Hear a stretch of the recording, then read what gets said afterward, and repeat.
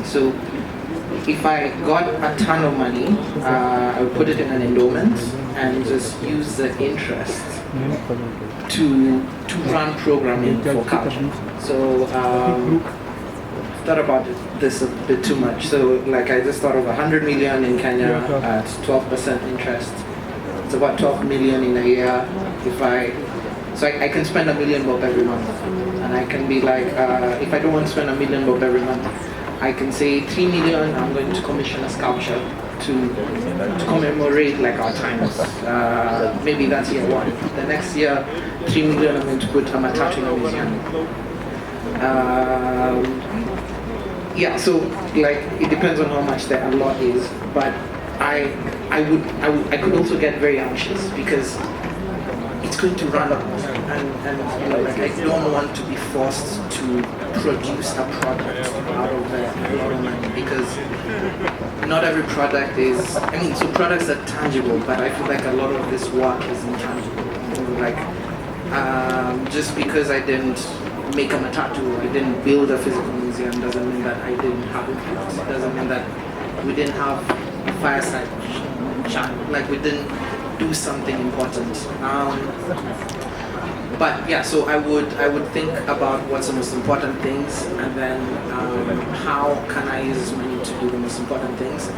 And the matatu thing that I was saying, why is a matatu not in a museum? Like for me, one of the very strange things about my observation of museums of today is that I feel like they just show old things. So in the first session I say that, yeah, I want to see that Kikuyu invent. Like the old things are important, but is culture not evolving? You know, like culture grows, and Jabulo talks about living cultures. So it's so strange if museums are not growing, if the things that are getting into museums, if our ideas today are not in museums and we're just thinking about old things, then so what does the future of museums look like if we're not documenting and archiving today? So I would like to divide the money into protecting and preserving the past, documenting today for the future, and imagining the future. Like, how can we imagine the future? I think culture also influences the future. So if you're not using culture to imagine a future, then we're being driven by maybe capitalism. And we like that, right? So we're going to get a big wad of money and invest it wisely and live off the interest. If you don't get the biggest wad of money, and I think that you've done many things, we were talking about it before, that earn revenue, which I think are really interesting. What would you do as a few of them? I think for me that the most immediate thing would be facilitating the possibility of this every day, because I feel like we make culture every day. I think about like modern day artists as anthropologists. You know, like we are documenting today. It's not just like beautiful aesthetic things that we can sell. We're thinking about the things that are invisible and how they're affecting us.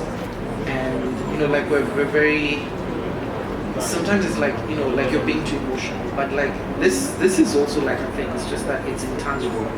So I think I would really invest in capturing today, or the reality of today, and in mirroring ourselves, because I feel like sometimes when we don't see ourselves, I feel like sometimes I think the world is really going in the worst direction, and I think part of the reason is maybe we can't see what we're doing in real time.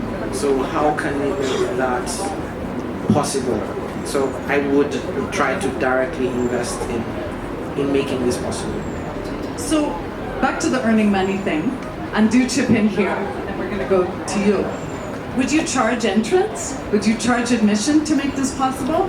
Because when I think about money, and the reason why I'm so into the institutions, I'm a little bit older than most of you, and I was like a solo parent, and I raised 2 children, and there's school fees, and and there's other things and rent. And now I'm getting older. And so I often think like, okay, artists can't just be like young gig workers with no pension or no childcare or no anything for their whole lives, right? How do we actually get these sustainable sources of revenue? So when you think of like of gatherings like all of this, would it be something where, like, because this, no one's making money here, would you be charging people to come in this space, or would you be selling stuff? Yeah, that's a very interesting question. So I feel like knowledge should be free. Like I feel like I know that so loudly inside. And back to all this AI conversations, I feel like technology is never built by one person. It's built off the thoughts of very many people. And so I don't think we should sell or we should charge for things like this. But also I've worked in this field for a while, full time. So also we need to be able to make livings, like we need to be able to also have families, or I don't know, like we need to be able to travel by ourselves without getting paid for by institutions, or we need to be able to afford to be curious. So I think, again, a lot of the conversations from today, there's so many ways of exchange. Like for a very long time, I think I could have said I was a broke artist, but I can also argue that I'm very wealthy in very many ways. So if you need this water and I have it, and you need it to get something else, and then I tell you, for me to give you this water, you have to give me your phone. But your phone is attached to your hand like an Android, so you cannot give me your phone. So this condition that I create means that we never move forward. So there's a lot of how I know I have survived, and I think a lot of creatives in Nairobi survive is through value exchange and trading. So and I think this is also how African communities meet. So if we all value this, and if we all contribute to this, then we don't need to charge each other. And then we can also, as a community, collectively make things that we can sell, or we can trade to get the things that we don't have. I know barter trade is like supposedly an old system, but like, why do I need to go to that person to get their money, to come to you to get the thing that you have, and you want my thing? So it's like your phone and my water. So why do we need to go to that party person to get their money so that the things that we already have? And I mean, yeah, money is really great because you can't pay your landlord without it. But I feel like if my landlord could be paid without money, I'd not be anxious, because with everyone else I can trade like this. So nice, very nice. So your museum is a museum of barter. Right? You're bartering for food, you're bartering for art, you're bartering for programs, for music, for everything. Excellent. You? How would you earn money in your museum? I think going from a museum to what Amos is describing is like a utopia almost, right? We can all live together in harmony, which is what like that. I think that's what like, let me start there. That's like the ultimate dream. If we're sitting in this, I guess, fiction that we're creating, or being given like a huge wad of cash, I think I'll start with the infrastructure. Because I think sometimes I think of the museum as infrastructure, especially if we think about this museum, like Amos said, like this space could host any number of things. It doesn't have to be a culture growth forum, it could be a music performance, it could be a dinner. So I think investing in like that kind of infrastructure where multiple people can come and do whatever it is they need to do. And I guess, yeah, the starting point, or the way we got that fat wad of cash, I would imagine it to me like saying, I have this vision, and then after that happens, now we can open it up to the rest of the people. I think a lot But isn't that, sorry to interrupt you, sorry, I'm just going to net you a little bit. You both are really fast to spend money. So, infrastructure and spending money. How would you earn money? How would you bring the money in? Because I'm trying to think about like what do you have first to be able to. So that's the first thing, you have space. Yeah. But maybe I would even question it further, like what do you need the money for? It's like you need the money to support people at the end of the day. So if you have space, if you have I guess you can think about what people need at a baseline. People need water, people need food, people need, I guess, a space to gather. Let's assume those are the three things people need. If you provide people with all those things, what do you need them for? Right. What do we think about this? It sounds like a similar utopia. Anyone else? How would you earn money? No, we're going to go to someone new. Yeah, back there? Who's got the...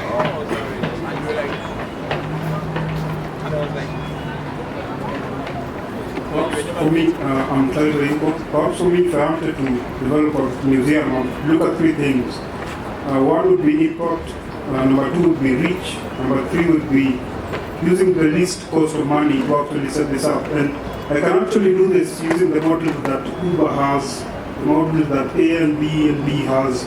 Maybe have a personal museum in your house, a virtual personal museum in your house, and maybe have it in the form of maybe a subscription. You pay it like DSTV. So for me, that's basically how I'm thinking about this. So scalability and maybe reach. Using that agency to actually reach more people and maybe make a lot of money, and maybe use also a lot of money in terms of the capital used. Thank you. Great, subscription model. All right, so we've got a subscription where people sign up. How many of you would pay for a subscription to this amazing place that we're creating together? Yeah? Good, like how much would you pay? Like how much a month? Huh? That's a very good question. All right, we'll go back to that. But you guys would pay for a subscription. Who has subscriptions to other things? Here. What have you subscribed to?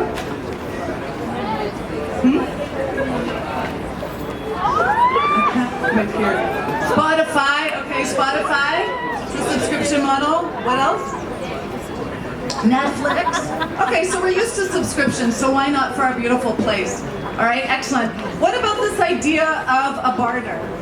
And I do think that being said, arts people need to kind of make friends with farmers and electricians more, because otherwise can't eat art. And plumbers, right.